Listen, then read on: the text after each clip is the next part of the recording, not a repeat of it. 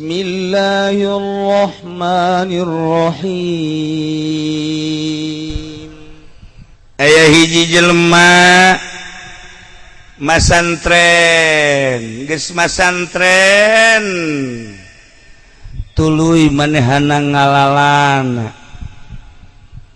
Masantren teh sakadar ngaji alfiah maletik, sakadar ngaji johar maknun maku santri mah sakiceut. Ngaji samsiah mah lah atuh sapira samsiah malah di Pandeglang mah anakna gede ngaranan di Siti Samsiah. Atuh babari mah nu ngaran ukudul jubah, nu ngaran jamul jawame eueuhna naonan ku santri mah. Komo Pandeglang Serang mah tangkal kiai, tangkal ustad, kebon buya, ieu Serang Pandeglang Rangkas Bitung. Urang Tangerang masantren teh kapan-kapan digelar. Boh, tu lain lalagan. Masantren teh ka Serang kapan digelar. Rama Simkuring pun Rama. Atupan masantren teh di ditu di Kiai Prawira. Ber ngarencang sareng Ki Bustomi almarhum almaghfurlah. Taha di kulon ngaji teh. Mantak deuk ngaji naon lah tu di kulon mah nu ngaran ngaji nihayah. Teu aneh nu ngaran ngaji raudhah teu aneh. Tah si budak teh masantren jago ngaji. Ditanya nahu sagilak, ditanya maani bade bayan sakicep. Komo ditanya pikih mah ulah ditanya aing mah pikih mah tuh sapopoe aing mikih. Ih babarieun teh budak teh. Ya Allah ngan kabelah dieuna asal ngobrol asa pangpinterna tulak cangkengna geus lain dicangkeng diceli. Masya Allah mun aya masalah asa panghebatna bae teu bisaeun kiai eta mah kaing. Lamun aya naon sia mah ngaji teh kara kamari kaing deuk ngaji naon. Lamun aya pasine ketrukeun ilmu sia jeung aing ambu. Ieu horenganan ilmu nu hese mata ngomean eta. Dipanggil ku bapana sia ku aing dipasantrenkeun meureun 10-15 tahun mah aya kabeja. Sia teh bisa ngaji. Cak batur bisa ngaji teh cak aing mah encah. Di mana ke masjid, di mana dicarekan-nyarekan deui, di mana kaciduhan jiduh deui, di mana digerokeun teu nembalan sia marah, di mana ngagerokeun batur nembalan batur teu nembalan sia marah, can bisa ngaji kos kitu mah. Eueuhna naonan. Eueuhna naonan ngaji kos kitu mah. Mondok deui sia ka ditu. Mondok deui. Biayaan ku aing. Abah jageus beak cak jana ieu kaler sakaler kidul sakidul wetan sawetan. Masantren deui sia kos kitu mah can naon teh mah kakarak bisa baca kitab, bisa narkib, bisa nakrir. Eueuhna naonan ngaji kos kitu mah. Ngaji deui sia ka ditu. Pangnuduhkeun atuh Abah ka mana? Ku aing sia dituduhkeun ieu lalakon teh di Bagdad. Sia kuari ti dieu berangkat sekitar 100 km. Didinya bakal aya jelema boga santrina ngan 3. Teu meunang leuwih santri teh 3 bae aya anu maksa kadinya hayang 4 teh nu hiji kudu kaluar. Tah pasantrenan saya kiaina anu memehna ge geus eungap kieu amat ya aing mah santren. Ya biasa pasantren teh urang mah pan hayangkan dulu pasantrina kabeh babari maling kerak. Ieu mah lain. Pasantren teh ku saeutik cenah santrina ya Allah ya Rabb. Dilaksanakeun pasantren ka ditu. Ngajina lain ngaji amil jurumiyah, lain ngaji sorop, lain ngaji nahu, lain ngaji ma'ani bade bayan. Ngaji teh digawe. Tuh angkatan taneuh, tuh bawaan batu, tuh sia itu tuh pindahkeun ka anu. nurut tahun tahun Iraha ngaji kok gaji bebe jadi ka bapakna Abah jagening ngaji kos gitu titah gawe atuh gawe mamaning di lembur digaji meureun digawe di lembur mah komo haju daftar ka Aat maka dia jadi pelayan tina teu digaji ge maling-maling kadu atuh Abah seperti eta cenah siapa teh ya teruskan kesimpulan nama teruslah 3 tahun didinya karasa si horeng ieu ngaji teh teka caritakeun ilmu-ilmu nu digaweanana aneh ilmu teh teu kudu deui kesimpulan nama hasil ngaji kitu we ayeuna mah mun neuleuh nu saluhureun isin nulis sahandapeun karunya nu paling hebat mun neuleuh awewe teu hayang awewe teh biasa-biasa bae kos neuleuh kadal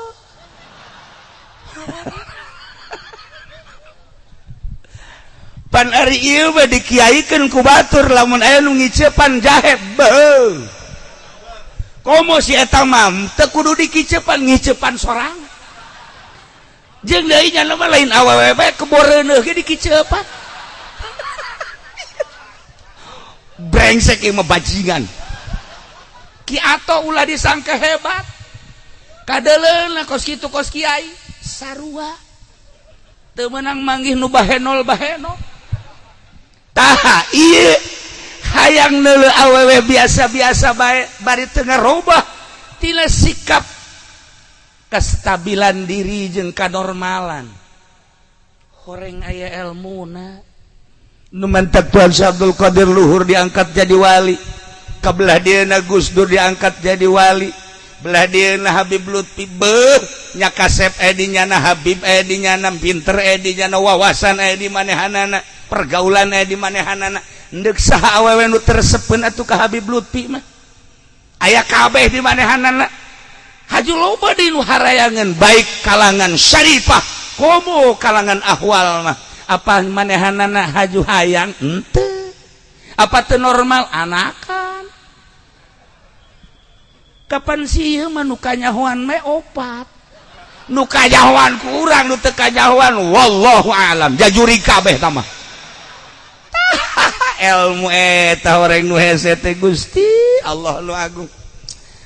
ayeuna geus karasa ya Allah neuleuh nu sugih biasa bae neuleuh pejabat biasa bae malah mun neuleuh polisi teh karunya sia teh bakal ka surga apa ka neraka hirup kos kikituan mun neuleuh tentara teh karunya maksudna karunya sia teh bakal salamet apa henteu cacak-cacak aing dikiaikeun ku batur bapak aing ge sakitu hebatna wallahu alam sebab hawa nafsuna masih gede kene teu ngarahoun batur teh aing ye masantren teh geus datang ka dia balik ayeuna ka imah katingali ku bapana sieup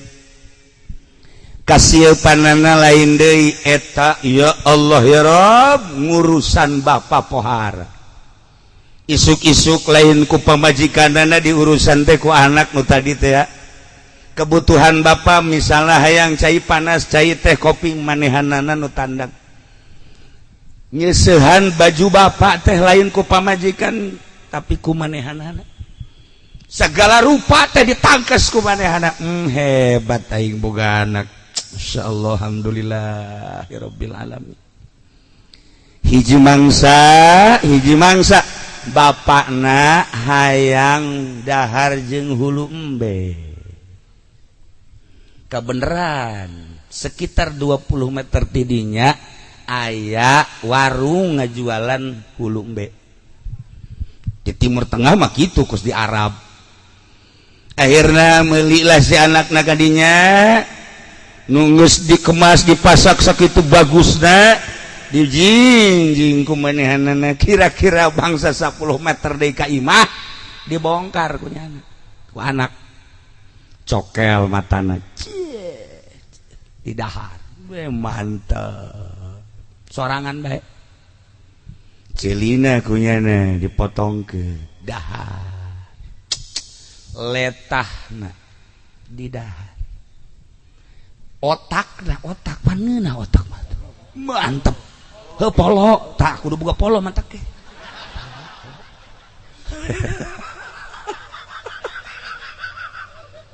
polo na ya Allah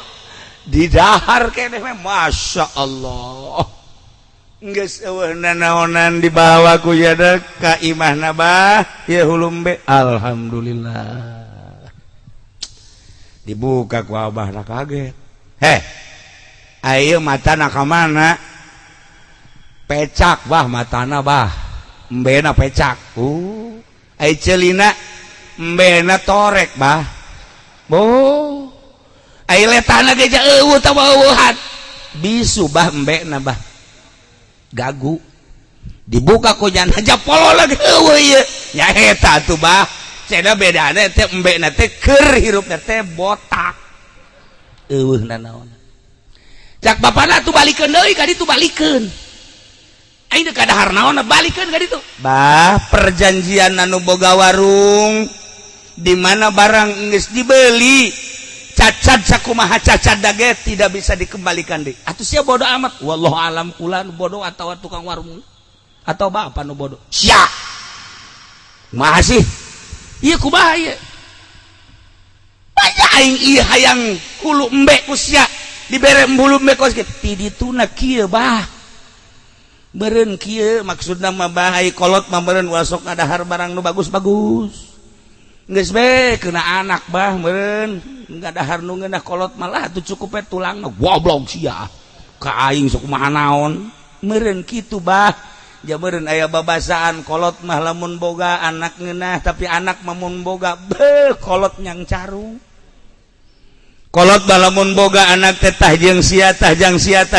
tapi anak lamun boga indung teh jeung bapa titah di imahna ngan titah ngabujang mak di dieu bae nya seuhan tah budak siga hebat abah di dieu bae nya jeung kula tah atuh paculan-paculan sisi imah goblok henteu coba diserang ka mah lain di Pandeglang KTP nama urang Pandeglang tah ieu kolot sugih anak ngeunaheun tapi anak sugih wallahu alam sebagian akhirna ieu anakna disarekan bebeakan ku bapana cicing bae bahkan katampiling sagala ku bapana teu ngalawan ai kos kieu mah anak teh bangkawarah ku aing sia dipasantrenkeun diajikeun deui tapi ternyata sia ka aing teh geus ngalojokeun gas ku aing sia dipenjarakeun sia mangga bae abah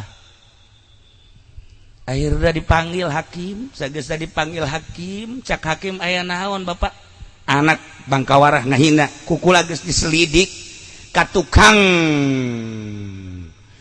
embe na ternyata di ditu nama bagus tapi ka abah beh aku jana kabeh ieu mah lain masalah dagingna lain masalah nanona tapi masalah penghinaan anak kakolot penjarakeun akhirna si hakim teh keke tanya heula maningan ge proses ulah main penjara bae proses heula geus di imah bae prosesna ulah kudu di kejaksaan mangga proses coba ceng ai maneh saha ngaran abdi abid ai maneh ieu lalakon hirup kumaha mimitin abdi di pasantren ke alhamdulillah malah nambah deui abdi pasantren teh hari ieu titah meuli hulu embe haju kunaon ku aceng di daharan kieu abdi teh boga amanah ti guru abdi hasil masantren menang nita abah masantren teh hiji eta mata teh ku abdi teh dicokel teh maksudna ngaisyarahan mata abah teh ulah jelalatan bae sebab abah mah geus kolot ge teu meunang manggih nu eplok cendol Pak Hakim asal anu pinarepna gede bae haju ngabanding-bandingnya dunia imah asana ieu mah lain deui ieu mah rada gedean ieu tah pikiranna kitu bae tah nu badak abdi menang isyarat ti guru abdi cokel mata anak memeh nyokel mata abah jeung memeh mata abah dicokel di akhirat mending diisyarahan ku nyokel hulu bel cak bapana luhur ilmu siata iya aya teh ceuli pan Abah masa popoe teh ngadengekeun dengan gitar bejeng suling teu eureun-eureun Abah mangkaning Abah teh geus kolot mun isuk pageto maot meureun teh ceuli bakal diproses di jero kubur teh ieu teh 24 jam teh dipake sare sabaraha jam dipake ngadengekeun naon sapopoena sedengkeun umur teh meureun 50 60 70 tahun ieu bakal kumaha teh ceuli cak guru abdi ceuli sing hade torekan nu mantep ku abdi diisarahan ieu ceuli embe teh dipotongkeun abeh Abah ulah terlalu ngadengekeun permaksiatan ih cak bapak luhur oge teh sia tah ilmu teh tah ih pandang bapak eta letah diadu-adukeun kiai jeung kiai ngadu usum pilpres terepeh nu jadi presiden jeung nu jadi wakil geus beres kiai jeung kiai anu can sasalaman gara-gara letah polisi jeung TNI terepeh nu jadi presidenna al mulya nu mulya Bapak Presiden Jokowi dihandap can sasalaman aya anu masyarakat jeung masyarakat ustad jeung muridna ngancam mun sia teu milih nomor hiji moal di aku jadi murid sia ku aing si itu da geus jadi presiden si ieu na can sasalaman letah ndeu kumaha ieu lalakonna ndeu kumaha batur anu jeuk jadi inohong batur anu ndeu jadi presiden batur luk jadi wakil urang nu ribut dibere sabaraha duit sih sebenarnya Mang Haji Pendi kamari 4 juta ka neraka ya Allah rugi amat ya Allah ai batur ka neraka ge mobil batur bajabatan ai 4 juta Gusti geus ulah milu balik jeung aing sia teu hayang aing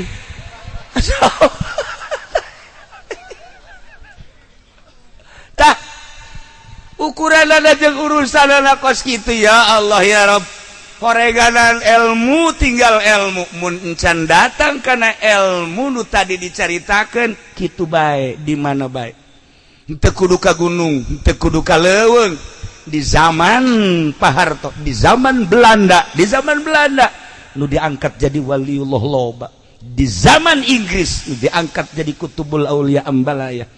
di zaman Denmark Ambalaya cerita seputar Banten orang cerita Inggris cerita Prancis cerita kitu Portugis cerita Belanda cerita RRC terakhir cerita Hindia jeung Arab cerita Banten berarti cerita eta ketika orang nyaritakeun Banten aya bahasa Belanda anu masih keneh datang ka ayeuna Paseban teh bahasa Belanda poci bahasa Belanda ketel bahasa Belanda jamang urang makan baju ayeuna jamang bahasa Belanda nah ieu teh bahasa Belanda Ambalaya cerita Banten berarti urang cerita negara-negara anu tadi nah baheula di zaman Belanda aya Paseban di samping aya Paseban teh aya lapangan jeung Paseban teh digunakeun ku Belanda paranti nyokotan hasil bumi cicing di Paseban berikut sekretarisna hareup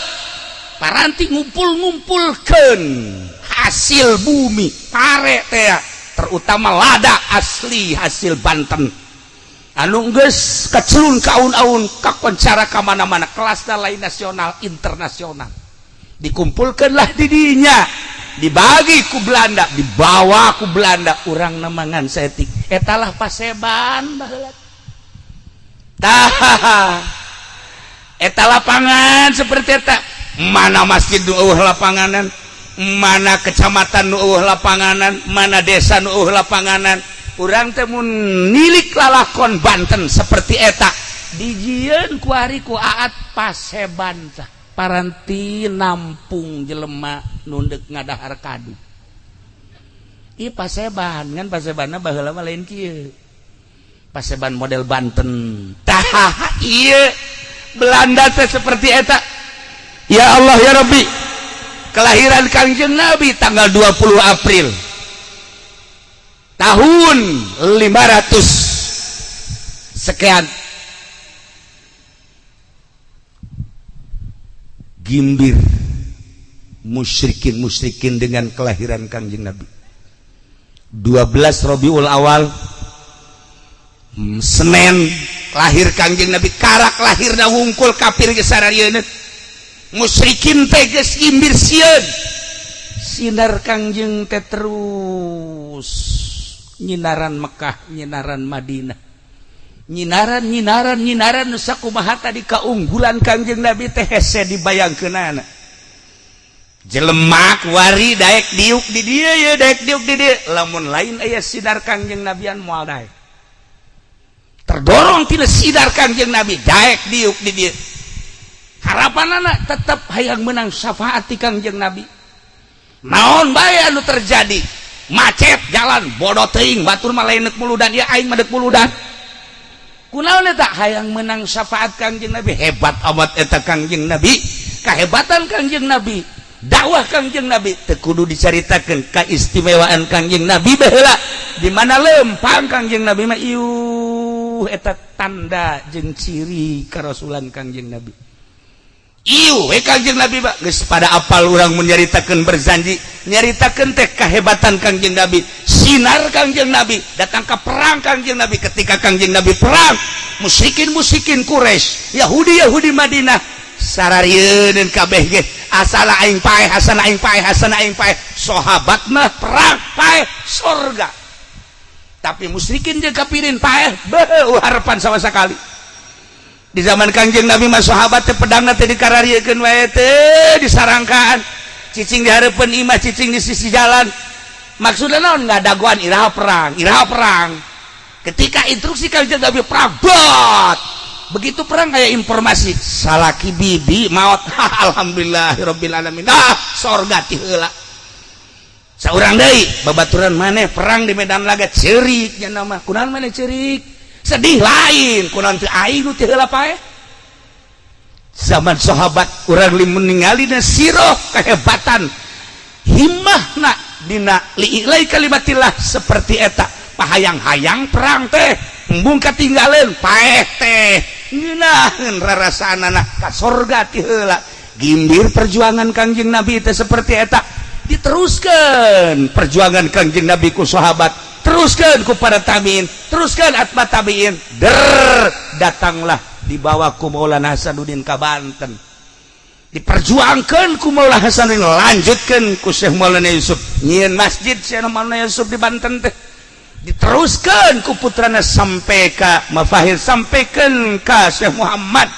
kabelah dieuna, diteruskan ai eta ku Abuya Abdul Halim. Eta teh sinar Kangjeng Nabi nu diteruskan di urang. Ari eta ku Abu Yatsidahu guru urang sarerea, ari eta ku Mama Sanja, ari eta ku Ki Bustomi, ari eta ku Ki Prawira, ari eta ku saantero kiai. Eta teh sinar Kangjeng Nabi anu terus melandang. Banten boga sejarah lain sakadar di Banten tapi di dunia. Mun urang nyaritakeun sejarah Banten teh kajawaraanana Banten sadunya ulah sa Banten.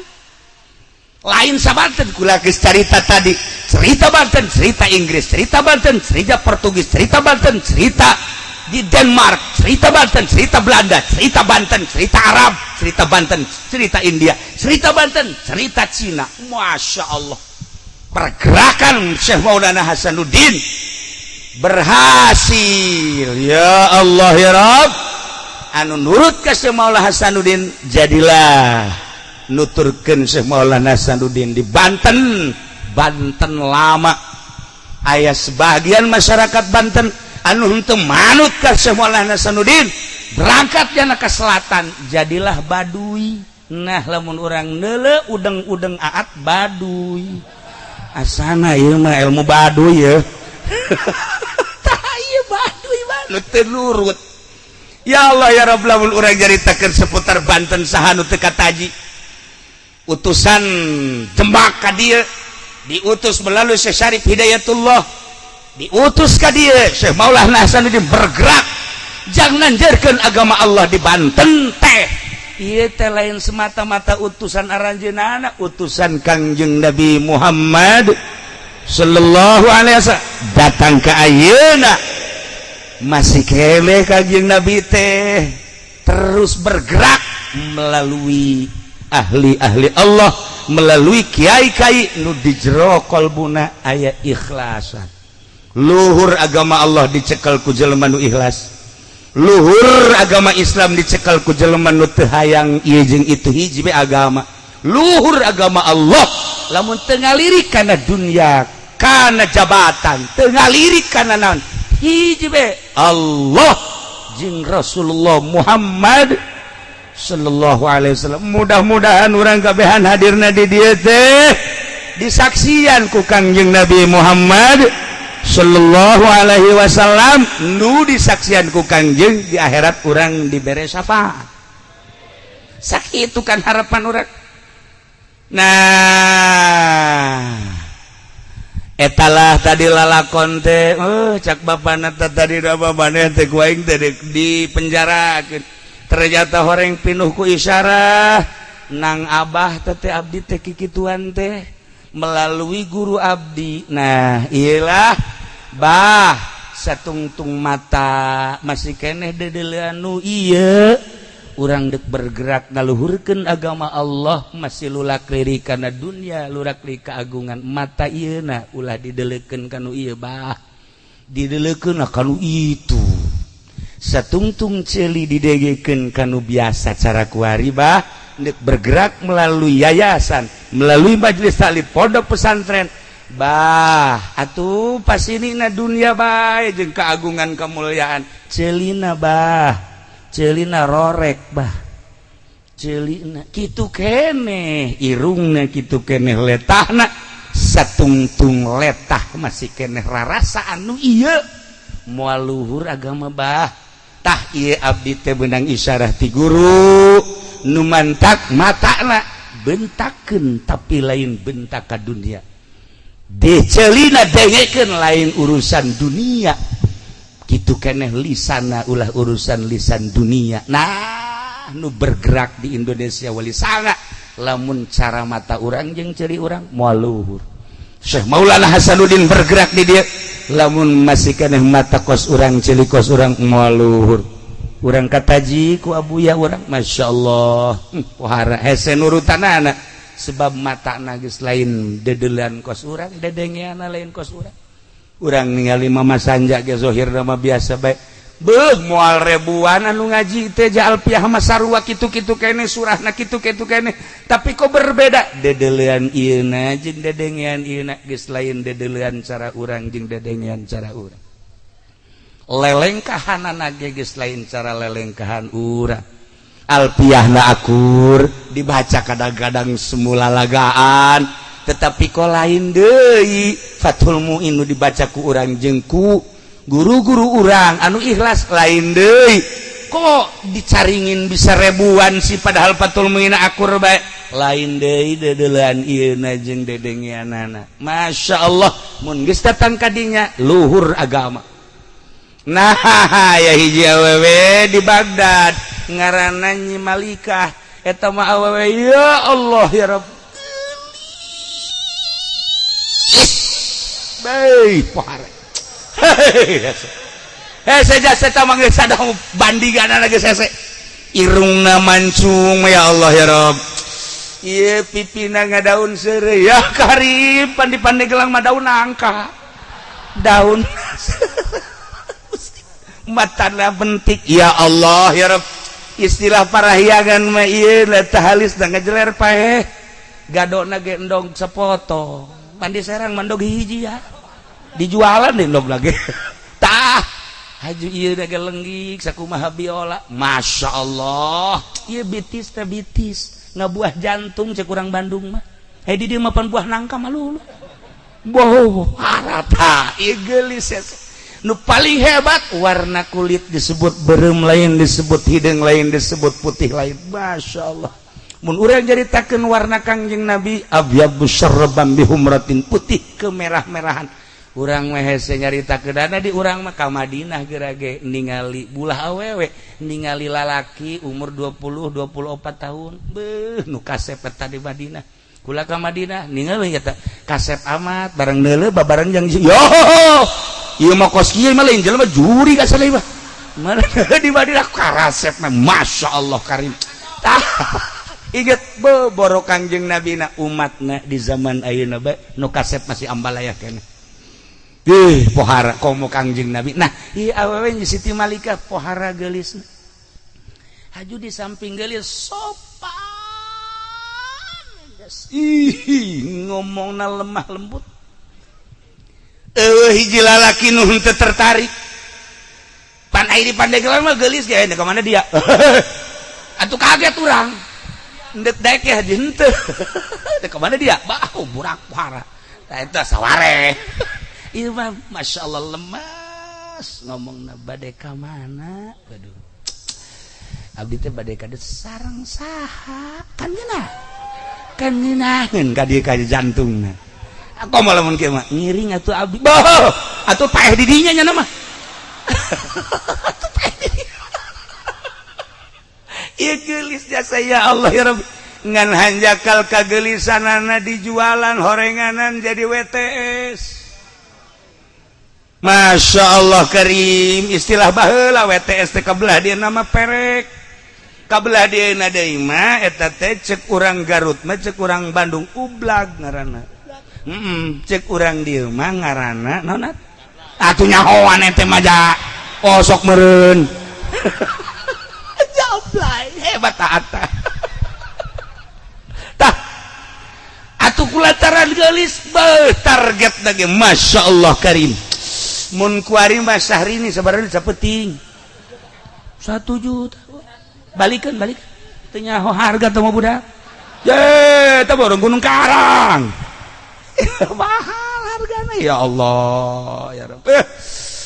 pokokna mah kelas bos kelas pengusaha kelas pejabat ge bangsa ti camat ka handap mah moal diladenan ti bupati ka luhur karak eta ge geus lain saeutik ti bupati gubernur wah komo bangsa polisi-polisi mah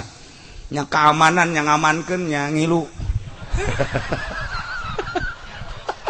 Stararia aja saya polisi baheula tapi kuari mah leuwih parah. Nah, iya. Nah, ya, si Malika teh pohara amat Masya Allah karim.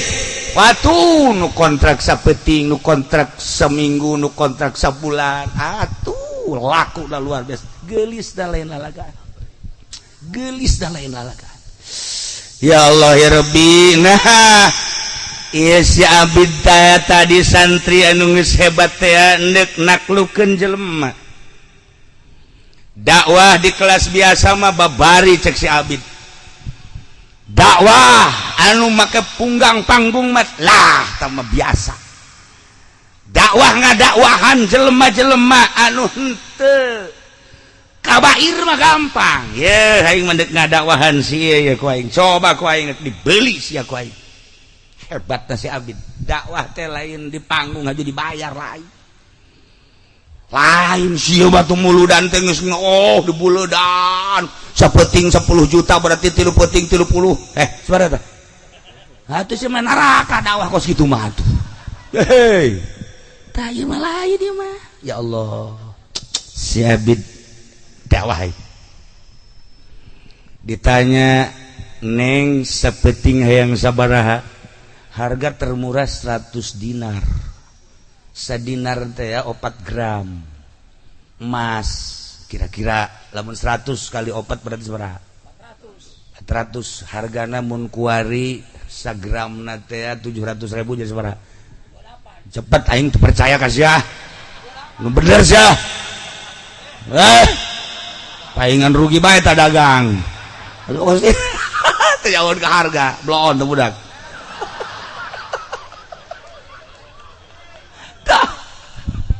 ya Allah ya Rabb dibeli cek si abid beli nyahueun nyana bahwa eta teh santri nyahueun si Malika teh bahwa eta teh ustad kok daek meuli ustad akhir zaman mah kieu meureun ieu iya geus di kolektif we ku nyana wah berarti kiai akhir zaman mah kos kieu ye wah mantep ya akhirna siap beli dibawa ke tempatna datang ke kamar ngerokok heula minum api-api minuman keras padahal mah kos kieu we ieu teh aqua dihebat-hebat tetep we cai tiis cai gentong itu tah beres langsung malikah bubuka mimiti buka bajuna katembong rembai buluna mulai sebalik kata si Abid gewe heula rokok teh pemanasan heula training mulai ya ngadeukeutan yes aya dicekel mah dicekel biasa sukuna terus pencetan ka dieu tuh langsung BH-na dibuka insyaallah si Abid gewe si Abid deh insyaallah ieu kieu meureun lalakuan teh batur teh nya cek atena lalaguanna teh kieu meureun batur teh cek malikah Pak mau sekarang ini dibuka nih nanti dulu apemnya jangan dulu dibuka sebentar lagi atuh ieu mah geus kudu dicaritakeun noh numbungeun ge ditatarik atuh ditatarik tawa kos kitu masyaallah pernah embereuneuh huyana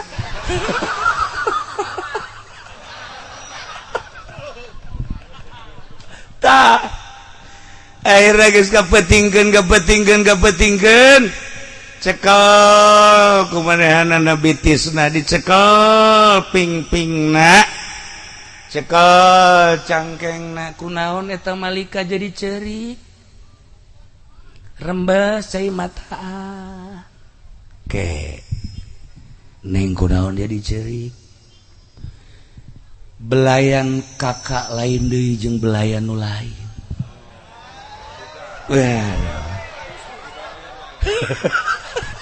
emang kumaha kitu anu lain mah beda di mana dibelai teh haju maru ringkak bulu rada lain deui rasa panasna rada aya ieu mah kok kula jadi sieun aya naon sih aja biasa bae cak Abid asana henteu kajen kuku mah ge kula dibelai kuno sejen kula dipeluk kuno sejen geus terbiasa lalaki nu korban dipelukan kaula geus lain hiji 20 mungkin 100 tapi begitu kakak ka Abid ieu nyekelan kula lain deui kula jadi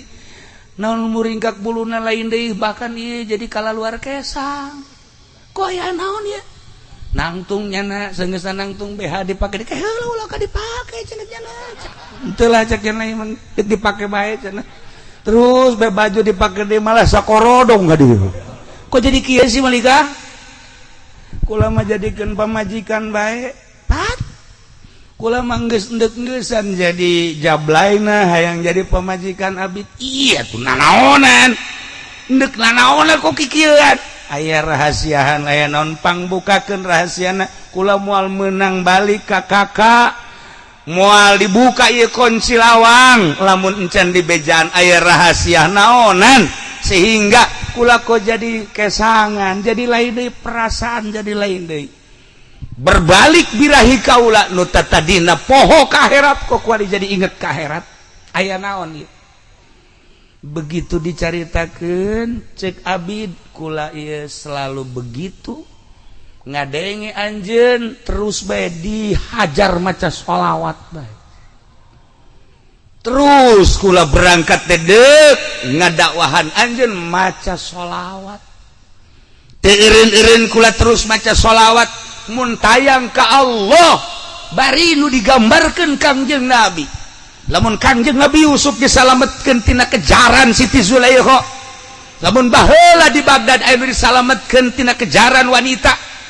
lamun baheula aya disalametkeun di Uspan tina kejaran wanita jeung loba-loba wali Allah maka kaula deuk naklukeun anjeun melalui sholawat ka Kangjeng Nabi jak Kangjeng Nabi teh ditinggaliana lain teh cara urang maka kula nyambat ka Kangjeng Nabi melalui maca sholawat coba kukula dek diragapkeun ieu hasil sholawat kaula ka awak anjeun paingat cek balik ulama geus bae ieu mah embung ke kumaha ge hayang dikawin bae ye kumanya kula ngawin kos kitu ye awe nu sejen lo bade gratis sakieu atuh gratis ge emang aat atuh tadi gratis ge siap jasa dah iyalah akhirnya terus badahana baralik sageusna baralik nah di ijazahan sholawatna burdah mulai sholli wa sallim daiman abada ala habibika khairil khalqi kullihim eta sholawatna min tadhakuri jiranin bidhi salami mazajtada manjara min muqlatin bidami bahar basit deku baha ngabaharkeunana terserah nu jelas mah eta nabiyuna amiruna fala ahadun abarra fi qawlila minhu wala na'ami maulaya sholli wa sallim daiman abada ala habibika khairil khalqi kullihim urang mun hayang ngimpi ka pangijeng Kangjeng Nabi bae maca sholawat maulaya tur maca na'am saro sareupna na'am saro taifu manna wa farqani wal hubu ya taridul ladzati bil alami maulaya sholli wa sallim daiman abada ala habibika khairil khalqi kullihim ngan syaratna hiji boga wudu dua hadiah heula ka Imam Busiri tilu hadiah heula ka Al-Mujiz du ngaijazahkeunana tilu macana make bahar basit opat tambahan make maulaya nomor kalimana kudu ngarti kana maknana nomor kagenepna dibacana sareupna insyaallah sok gerage urang cinta ka Kangjeng Nabi bandingkeun ka cinta urang jeung ka mobil cinta ka Kangjeng Nabi gedean mana Kangjeng Nabi urang jeung motor urang cinta ka Kangjeng Nabi gedean mana Nabi urang jeung jabatan urang cinta ka Kangjeng Nabi gedean mana jeung keagungan cinta ka Kangjeng Nabi jeung sawah gedean mana ieu Kangjeng Nabi nu aya di kolbu urang urang cinta ka Kangjeng Nabi hayang syafaatna gedean mana Kangjeng Nabi nu aya di hate urang jeung ruko urang Masya Allah Karim mun dibandingkan seperti itu seperti eta tanya diri orang datang ke mana atuh cinta orang ke Kangjeng Nabi teh ja urang mah atuh pohara jasa motor mah dibelaan ku urang Kangjeng Nabi mah dah henteu mobil mah dibelaan ku urang Kangjeng Nabi mah diapilainkeun ku urang sawah mah dibelaan ku urang Kangjeng Nabi mah dibiasakeun bae ndek kumaha tuh perjuangan urang ngajungjungkeun ka cinta urang ka Kangjeng Nabi melalui naon atuh melalui naon jadi banding-banding teh geuninganan ngan sakadar aya ngaranna bae Kangjeng Nabi teh dina kolbu urang ai perjuanganna mah da eueuh gulak-gilak urang teh atuh kamari ieu masantren bisa ngaji alhamdulillah boga santri 10 istiqomah jang ka akhirat teh luar biasa lantaran kabitah yang kabeli motor jeung mobil ngagilek jadi yayasan eta mah di Tangerang di dia mah henteu di dia mah henteu beda tuh dek kumaha Kangjeng Nabi dek di mana kitulah para jamaah kaum muslimin wal muslimat rahimakumullah lamun urang nyaritakeun Kangjeng Nabi hese teh kumaha hese ieu aya ngabuktikeun agungna Kangjeng Nabi cara sahabat Kangjeng Nabi nyarita la yu'minu ahadukum hatta akuna ahabba ilaihi min nafsi wa min ahlihi wa min malihi wa minan nasi ajma'in dibuktikeun ku Siti Nusaybah aya hiji sahabat awewe garana Nusaybah bin Ka'ab boga salaki ngaranna Said tenang di dapurnya na Saidna keur PS nginahin jasa jadi sahabat teh nungguan perang kadenge rombongan sahabat bleg kadenge rombongan kafir deg Siti Nusaybah kaget pasti ieu peperangan kajen kukumaha ge ieu teh peperangan kajen kukumaha ge dihudangkeun perang Uhud kasalakina akhirna rombongan kafir geus berangkat ternyata deuk merangan muslimin Muhammad jeung sahabatna kurinjal bae hudang kunaon lain aing cek nya nu ngadenge endahan sia aduh tinggalin aing gegeran make baju kere berangkat naik kana kuda set tinggalin pedangna diangsongkeun ku pamajikanna cek Siti Nusaibah ka ieu pedang ulah waka pulang lamun can menang ka berangkat Kak doakan ya berangkat siap lapor ke Kangjeng Nabi cek Kangjeng Nabi berangkat silakan perang perang Uhud gugurnya di Medan Laga diutus ku Kangjeng Nabi babaturanana bejakeun ka pamajikanana gugur kitu di Medan Laga datang waalaikumsalam aya naon kabar naon salaki gugurnya alhamdulillahirabbil alamin kok alhamdulillah neng geus ti heula ka sorga kula pasti kaajak ya kan gas gara balik deui ka ditu kieu besi Siti Nusaibah kadeuleu ku anakna ngaranna Amar mak kunaon ngalamun abah maneh gugur di Medan Laga syahid amma mah ye emma bungah jasa emak mah aju kok ngalamun eueuh deui kirimkeuneun ka ditu ieu saha nu kudu dikirimkeun jangan luhurkeun agama Allah cak Amar abdi mah umurna 15 tahun siap-siap ka ditu lain siap-siap teh masyaallah ieu anak emak caknya doakan mah berangkat nya masyaallah mana seserian we masyaallah cek lain anak aing ngaran Amar persis bapana amat persis aat ngalah ka Arif ieu mah bau perkaduanana bau hebat tamat ieu mah geus nah ieu peperangan dah berangkat lapor ka Kangjeng Nabi Amar mana ieu geus aya izin ti ibu justru ieu teh kula teh meunang izin ti ibu sok perang berangkat das gugur deui di Medan Laga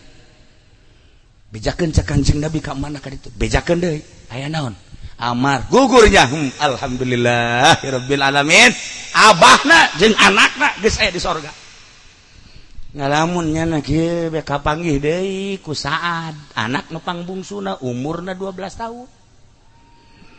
cek Saad mah kok ngalamun sih lain ngalamun sedih mama naon tuh eueuh kirimkeuneun jang perang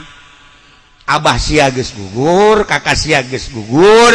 ieu saha nu dikirimkeun deui ieu inget ka Kangjeng Nabi na masyaallah kabayang be Kangjeng Nabi jeung para sahabat keur berjuang nah lamun kula ka ditu kumaha emang sia daek perang atuh lamun abah ka sorga kakak ka sorga manja kula kudu tinggalin ka sorga ayo berangkat ka ditu berangkat umur 12 tahun berangkat menghadap ka Kangjeng Nabi aya naon maneh Saad kula ieu deuk siap awak kula deuk dipake berjuang maneh mah budak kajeun asal aya izin bae ti tuan emak kula geus izin ayo guys berangkat ke Medan Laga wah luar biasa kancolahna di Medan Laga tapi didelekeun bae kan ku musyrikin ku Yahudi sia budak leutik dihajar sia ku aing bener bae dihajar di tukang ceger saat gugur di Medan Laga bejakeun deui ka mana Nusaibah saat gugur abahna di sorga anak sulung di sorga nu kadua di sorga nu katilu geus pea kabeh caknya di sorga kabeh ieu dah tinggal aing kuda dikaluarkeun deui set nyana make baju kere awewe naik kuda berangkat lapor ka Kangjeng Nabi ya Tuhan iya bakal pemajikan saya bener ndek ka mana milu perang kula awewe mah teu kudu milang ka Medan Laga ka ditu cicing we di dieu ngurusan teu abdi mah hayang perang bae kajen gugum ge izin bae ti Tuhan atuh mangga bae ndek mah berangkatlah perang kancolahna di Medan Laga ngaluhurkeun agama Allah nu kadeuleu teh Kangjeng Nabi jeung para sahabat keur ngaluhurkeun agama Allah beak kahajar ku pedang beak ieu na leungeunna potong ieu na potong sukuna potong beak kabeh beres perang Kangjeng Nabi ningali Said Amar Saad jeung mana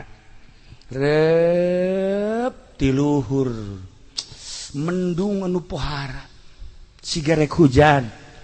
Kangjeng Nabi nanya ka sahabat anjeun apal henteu itu di luhur teh reuk muhun itu di luhur teh mega muhun katigali kumaha mega eta teh seluruh malaikat salangit ngalayan ka mayit nu ieu kulantaran hatena eueuh deui nu dipakaikan cinta iwal ti kaula kula ngucapkeun la yu'minu ahadukum teu termasuk iman nu sampurna salah sahiji arajeun kabeh hatta akuna ahabba ilaih sehingga kaula nu dipake leuwih kapake karesep min nafsi tibatan awakna ieu modelna min malihi tibatan hartana tah ieu modelna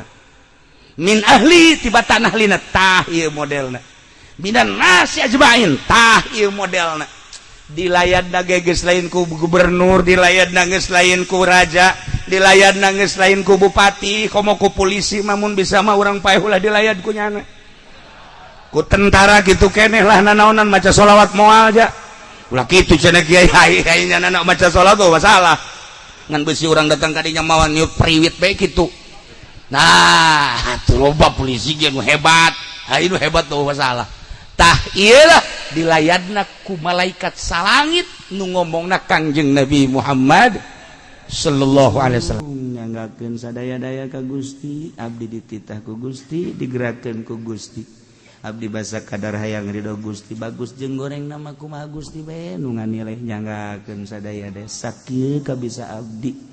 berangkat ka imah langsung maca Quran auzubillahi minasyaitonir rajim Bismillahirrahmanirrahim. Cak majikan kaya kopi tutupan bae heulanan. Aya jin kege. Jin nyana horeng. Urang wacan ge naon kopi. Mun aya susu. Itu goreng. Can kacai-cai aja. Masyaallah, pamajikanna ngarejak-rejak ho. Salaki jadi kieu cenah ieu. Was-was salaki lagi. Awas aing keluar jadi geus kudu gembrak deui bodah parah cak majikan ieu ka haji jadi kieu barang ngaji ka Cilongok ieu nya atuh kudu da lain gitu ka ngedo kopi lah teu kudu ke nyeduh sorangan bae ka jauh boga suku masyaallah cak majikan loba amat perubahanna ka barang teu boga duit ku ari sial dasar mawas diri burungnya ya Allah ya Karim nah beda jauh ahli dunia beda jeung ahli Allah gerakan-gerakan ala sebab nu dibendak hati jeung di otakna ahli dunia selalu dunia memeh sare geus di HP urusan dunia ketika sare berpikiran ana dunia ketika ahli Allah udang sare keur sare nage emang ka Allah udang sare nage ka Allah nu batak naumul alim khairun sarena alim ilallah ma'rifatullah lebih bagus tibatan ibadah 1000 rakaat jelema tukang ibadah ampal hees tabae nya nama jadi hees tabae ge hees tabae jadi ibadah hees tabae ge leuwih bagus tibatan 1000 rakaat ku batu batak waliman lobana hees bae waliman hees lagi lebih bagus itu maca Kangjeng Nabi naumul alim khairun je teu kumaha aja nyarita dage Kangjeng Nabi teh Allah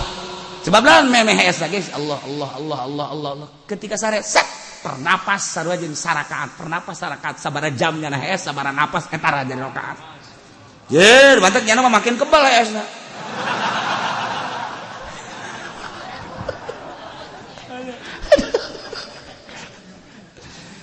babandingan Gusti Allah nyaritakeun hamba nu selalu ingat ka Allah ialah nu ngaran malaikat cek Gusti Allah innal ladzina 'inda rabbika la yastakbiruna 'an ibadati wa yusabbihuna wa lahu yasjudun ya hamba Allah nu ngaran malaikat bade ciptakeun ku Gusti Allah potona nur lain lalaki lain awewe tanpa aya jasad malaikat bajeng eueun nafsuan istuning didamel ku Gusti Allah teh jangan laden ka Gusti Allah ayaan nu salat bae aya nu sujud bae aya nu ruku bae nu tasbih bae zikir bae eta mah urusanana urusan Gusti Allah ngan kabeh ge innalladzina sanyana malaikat inda rabbik anu deket ka Gusti Allah lantaran teu pernah maksiat deket rahmatna jeung ridona la yastakbiruna sombong tina ngaibadahan ka Gusti Allah nya nama diciptakeun teh istuning nurut ka Gusti Allah wa yusabbihun nya nama terus nyucikeun ngabersihkeun ka Gusti Allah ma la yaliku bi tina perkara nu teu layak ka Gusti Allah urang makan loba hal-hal anu teu layak ka Gusti Allah aya ngarasula malaikat yusabbihuna walahu yasjudun teka saha malaikat masujud ka Gusti Allah aya khusyuk nangtukeun sujud ka Gusti Allah teu ka batu teu ka kayu teu ka makhluk dengan bil khudu wal ibadah DPDP ibadah selalu ka Gusti Allah konsepna hayang jadi wali supaya akur jeung malaikat teh ieu nomor kahiji la yastakbiruna ulah sombong mentak cek iblis teh umiro ibnu Adam disujud diparentah anak Adam sujud pas sajadah awalna makang yang Nabi Adam umiro Adam disujud pas sajadah atuh palahu al jannah kanjing Nabi Adam kita sujud ka Gusti Allah hajunya nama sujud atuh boga sorga haju umat lagi ditita sujud ka Gusti Allah haju sararujud atuh falahumul jannah jelema anu daek sujud dibere sorga ai umirtu bisujud di Adam ai mah kita sujud ka kanjeng Nabi Adam aing mah embung atuh palian nar aing mah bagian neraka bedana Adam jeung aing Adam mah kita sujud ka Allah daek bere surga aing mah kita sujud ka Adam embung aing mah bakal dibere neraka ulah sambatkeun dia aya cak iblis maknya aing kudu sosoranganan di neraka aing urang cikupa urang blaraja deuk diacak-acak supaya ngabaturan aing hayo cak aing sia de teh kiai teh nyaho eta mah cenah kori komo kori bebari ku aing digieukeun lah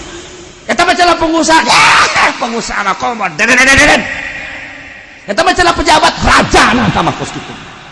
acak-acak geus ku aing eta mah ki haji heuh boro-boro ki haji kiai ge ku aing beak wae gas pokona atuh tungtung nama di belai raja lain nurut ka Allah nurut ka iblis di Cikupan nurutna lain ka Allah nurut ka iblis di Sepatan di pondok kabeh nurutna ka iblis iwal teh di Cilongok masyaallah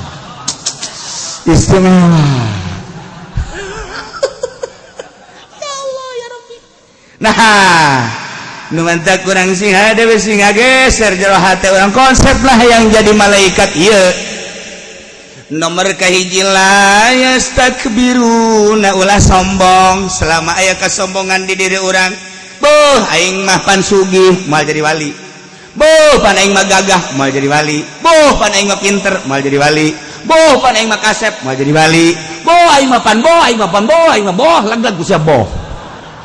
moal jadi wali kudu tawadu sugih tawadu dina sugih pinter tawadu dina pinterna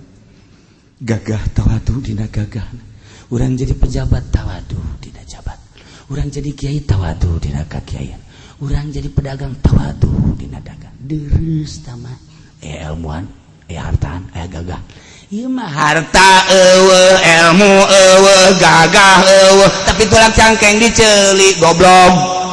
aya kuare ge jelemana siapa asal kos kitu we ka dieu heran aing mah pajar namanya anak bae aduh tadi sebutkan di ngaranna la yastakbiru nomor hiji nomor kedua lamun urang geus teu takabur wa yusabbihuna sucikeun Gusti Allah malayaliku bersihkeun lain sakedar subhanallah subhanallah subhanallah subhanallah tapi bersihkan sebab kabeh kalau moal aya nu kaluar tina kudrat iradat Allah ulah sok cuacawat nu mantak nomor kahiji dina latifatul qalbi nafsul lawamah adalah laom ulah cuacawat selama orang nyuat berarti orang tengah bersihkeun ka Gusti Allah orang nyawat ini teh budak kasep namangan pendek moal jadi wali teu budak geulis damangan masyaallah kunaon pendek moal jadi wali eta budak jangkung nama semampaengan seetik mah kunaon hideung moal jadi wali sebab aya cuacawat ka Gusti Allah bersihkeun sebab eta dadamelan Allah urang ningali orai ya Allah kawasa amat Gusti nyeun orai urang ningali kalabang masyaallah dadamelan Allah nagara mana nu bisa nyeun kalabang urang kapanggih jeung kungkang ya Allah kungkang ku hebat amat potonganana jeung mawa babauan maha kawasa Allah da kumaha coba ieu kabeh geunang Allah saha nu nyeun kungkang wal aya kica-kica ya Allah ya Rabbi ya Gusti Allah maha kawasa nyeun kica-kica segala rupa aya sireum teu pe asup ka ceuli kawasa Allah ngasupkeun ieu sireum ka ceuli abdi aja da kumaha coba urang mah goblok sireum tolol sireum lamun geus kitu garak yusabbihuna lamun urang geus katakaburan kemudian nyucikeun ngabersihkeun ka Gusti Allah malayaliku kemudian walahu yasjudun sujud ka Gusti Allah sujud teh lain sasujud-sujudna tetapi mah sujudna teh bil khudu'i wal ibadah aya jelema nu sujud tapi ieu mah sujudna teh ngan sakadar cari muka aya anu sujud DP tapi ieu mah keur mancing horenganan hayang dunia aya jelema anu sujud ka Gusti Allah beuh salat hajat tage pohara jasa barang menta horenganan di Hawaii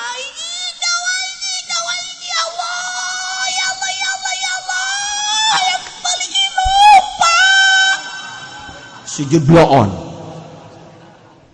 bloon sujudna lain khudu jeung ibadah inopa diwirid ku nyana 7 poe aju ngadoa Allahumma lain kol basar witi kamalayan talhadi dari Daud alaihi salam Gusti abdi kakarak boga pabajikan hiji hayang nambah Gusti supaya leuleus hate sarwiti jeung nu kolot ge supaya leuleus dibere ku aing doana moal dibacakeun wah bahaya gitu bahaya nyaranung kabeh murid aing ge eta apa sujudnya bagus henteu sujud teh maneh kunaon sujud masyaallah layak Gusti disujudan ku abdi sebab Gusti Maha pencipta abdi makhluk Gusti khaliq hayang ganjaran teu hayang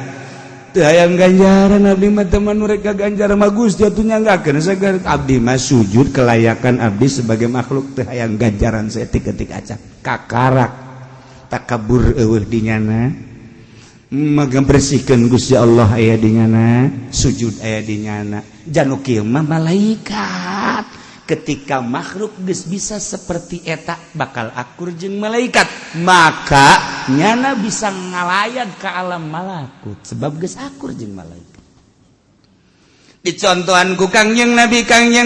teh subhanalladzi asra bi 'abdihi lailan minal masjidil haram ilal masjidil aqsa alladzi barakna haulahu linuriyahu min ayatina innahu huwas samiul basir Maha suci Gusti Allah anu geus kaberangkatkeun hamba-Na yana Kangjeng Nabi bahasa abdi berarti jelema ai jelema mah berarti jasad jeung rohna diberangkatkeun minal masjidil haram ilal masjidil aqsa Jibril bawakeun burak aya di dinya ceklah Kangjeng Nabi ke masjidil aqsa ti masjidil haram sakicep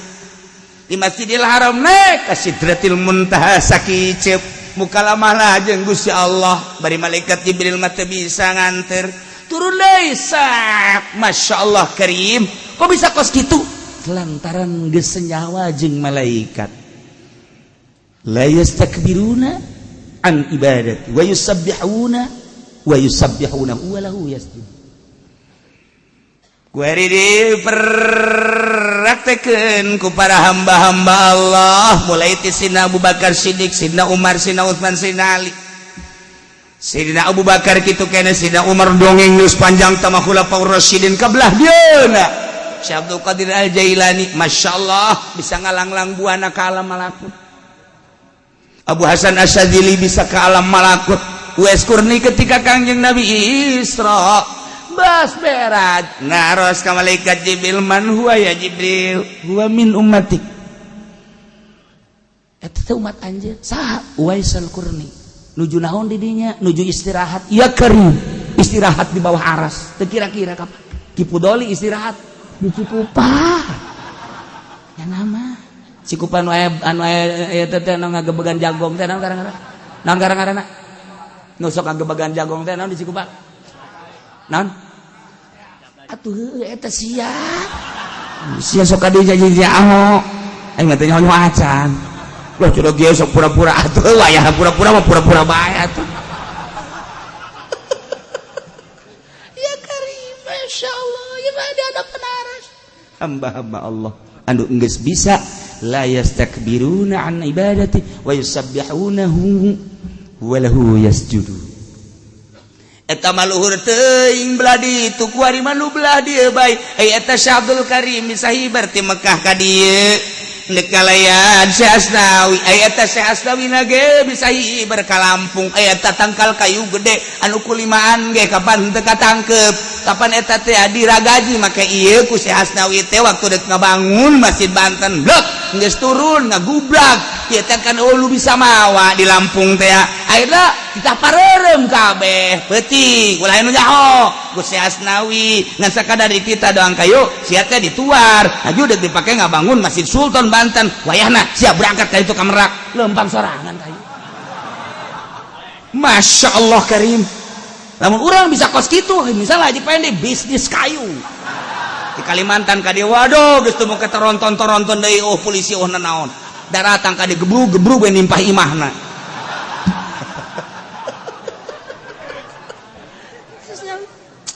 lamun eta Syekh Mansurudin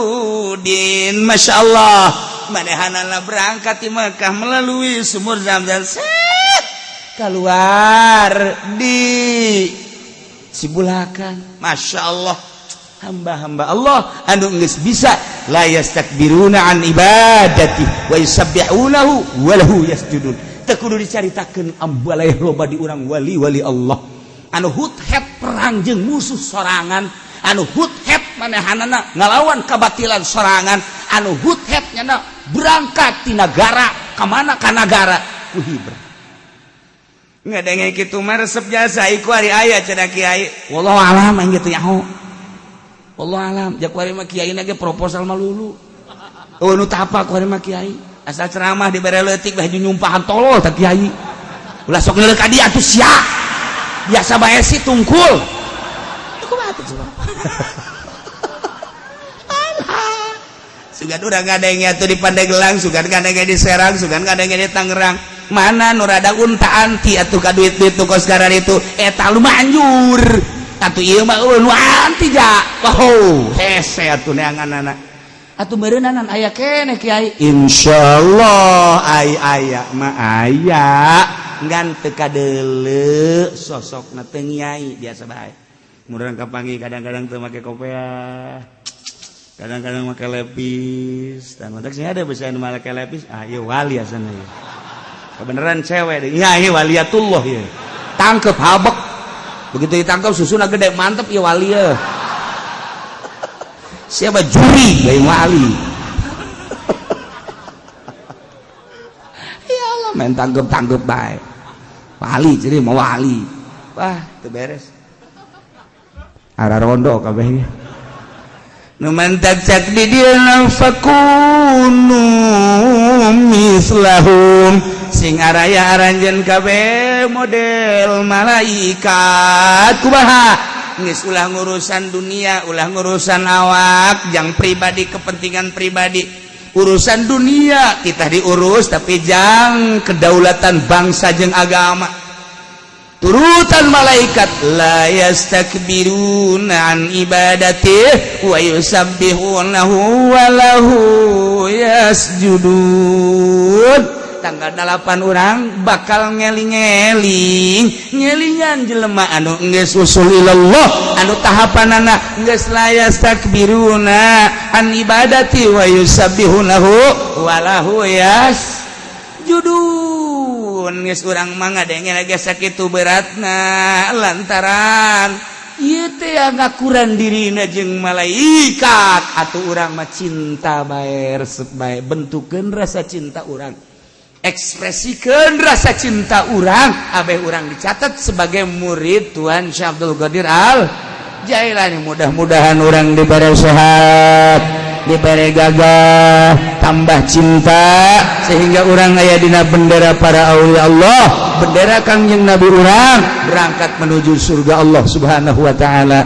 wallahu a'lam.